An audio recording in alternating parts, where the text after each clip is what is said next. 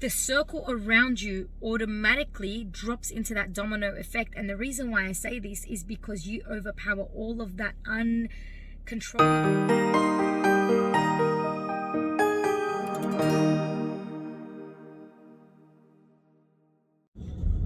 Do you want to discover yourself, your identity, find true inner healing, and resolve your concerns, your worries, your overthinking, your history, and all the things in between, even all of that?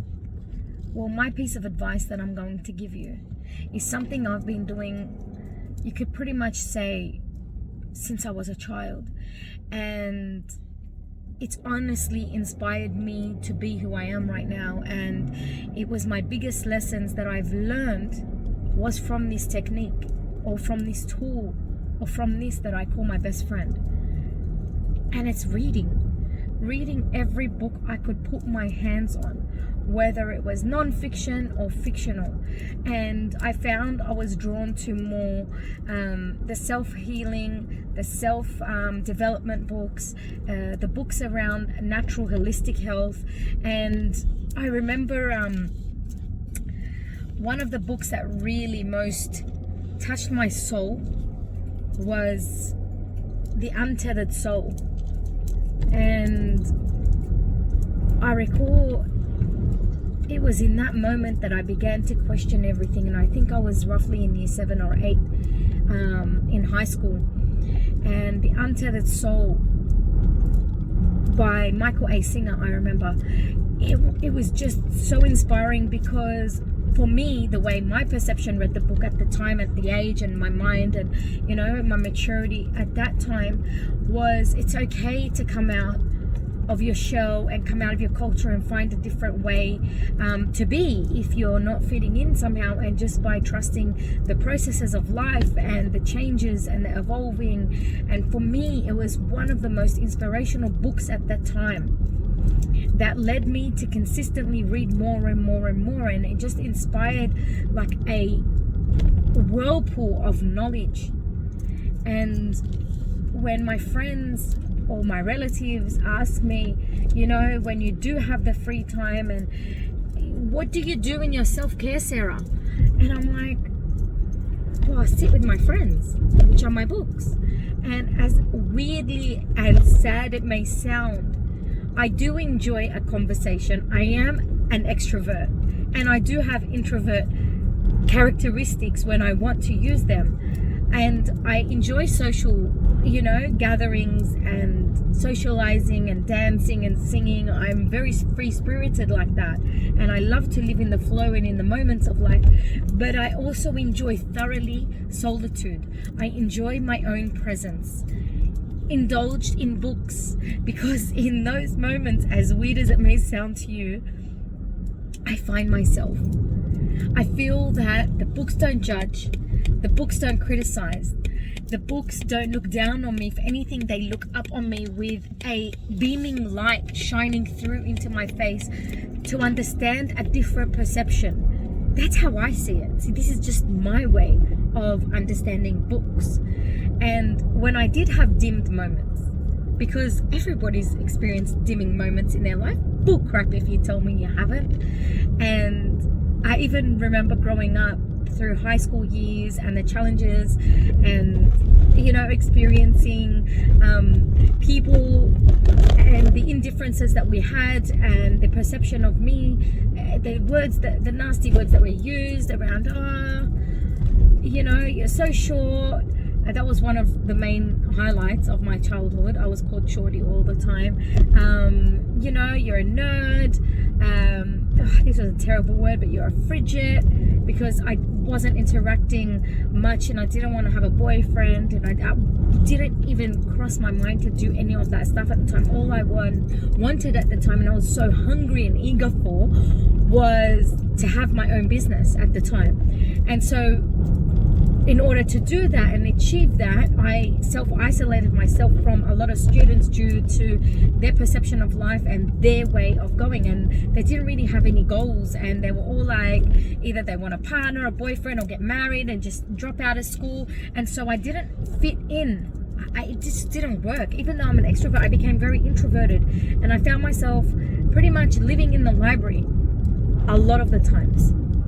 And during those times, I read everything I could get my hands on. Everything. And I mean, like, everything. As much as I did not like history, I read through history. As much as I didn't know and I had a lack of knowledge in religion, I read the three religions, the three main religions, through Judaism, Christianity, and Islam. And I wanted to know, and I felt like it really fed my soul. So since then till now, this has been my habit. This has been my addiction, you can call it. It's been my bestest friend, best of the best. It's given me inspiration. It's given me knowledge.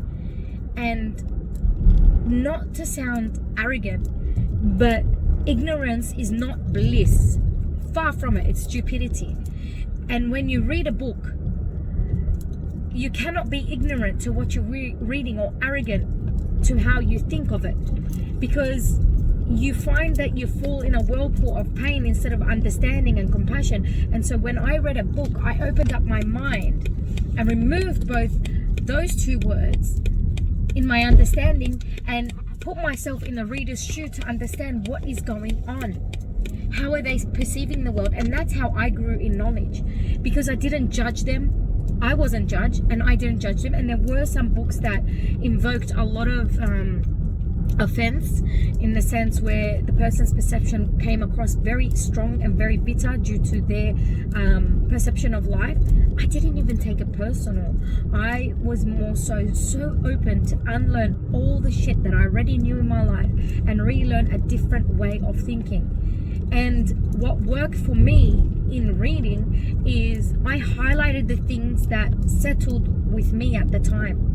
And then years down the track, when I reread the book, and yes, I do, I reread the books that I've read, because I feel every year you're not the same person you were the year before. So you mature, and your perception of the world and your own world and everyone else around you changes. And so while all of that is changing and the world is changing, you're evolving and changing. So when you do read the same story and the same highlights, they might still be highlighted out for you, or they might be something you just laugh about, or it even might be something that you were so inspired from that you did highlight, and you go on and to find out that you followed and pursued that section of the book unconsciously. And I've picked that pattern on so many times, and I've noticed the indifferences, and I've noticed the growth through it. And so the reason and the message I'm trying to send out today is, when you do feel lonely and you don't understand where you're at, read someone's story, whether it's a biography, a self-development book, read whatever you can get your hands on. I remember that, even as weird as this may sound, I don't know, and I'm sure a lot of you have experienced this, but I remember when I was even in the bathroom back in my days, the liners used to actually have quotes, and I used to read every single one.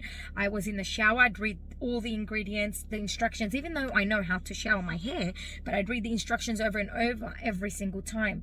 I got into that habit of reading every ingredient on everything I've purchased, even so that I would read the material and fabric used on clothing. Get that?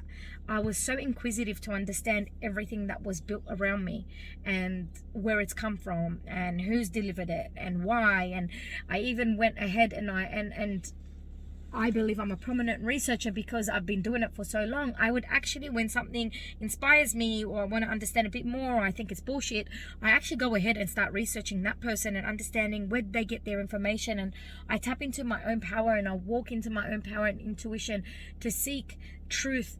If I feel that that resonates with me, and if that was truthful, it was just a facade. And honestly, it's due to my consistent addiction, if you like to call it, in reading, that has brought me to where I am right now. I can say that I have many friends, not on an external level, but on an internal level, and they're my books.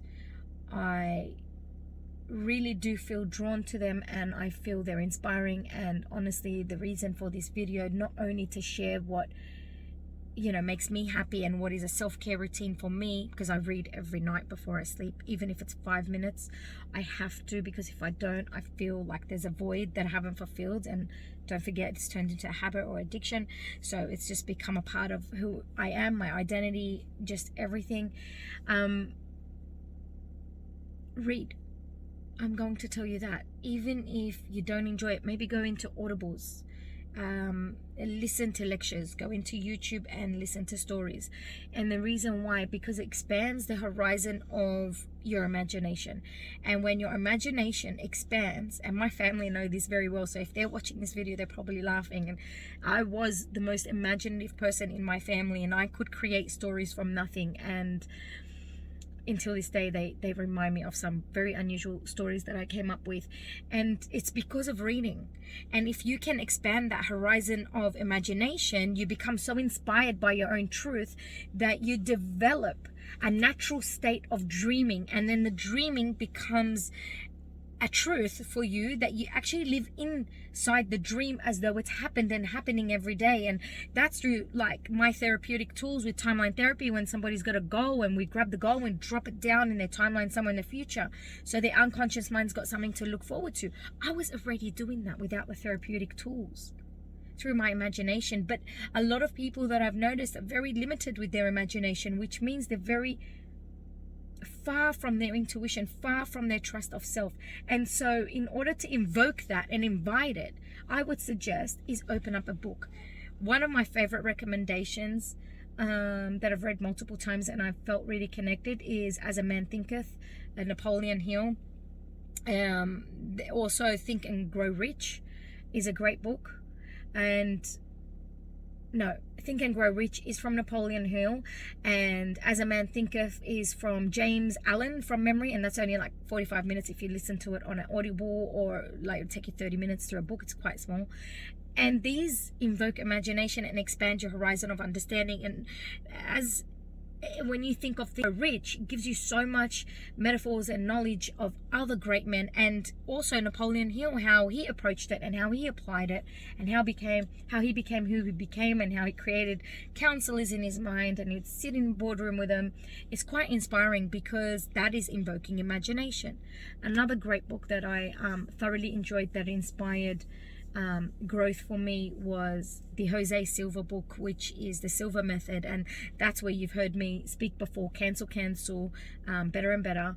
And these are just reframes, and a lot of NLP has been utilized in his books, whether he knows it or not at the time. And then you've got another great book that I thoroughly enjoyed at the time was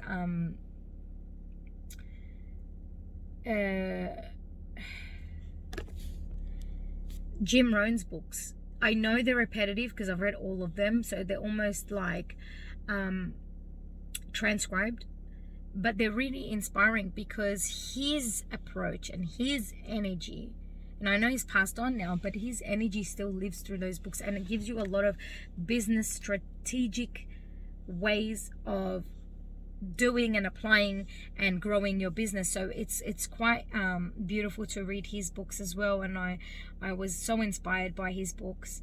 Another book that really brings me a lot of guidance and inspiration, and this might sound really off the charts, but you've got the Torah, you've got the Bible, and you've got the Quran, and I honestly have read all three, and I found the connection with the Quran quite magnificent, because the amount of metaphors that were in it were very inspiring to man, and they invoke a challenge. And when you are in a challenge, it gives you a lot of tools how to cope with that challenge.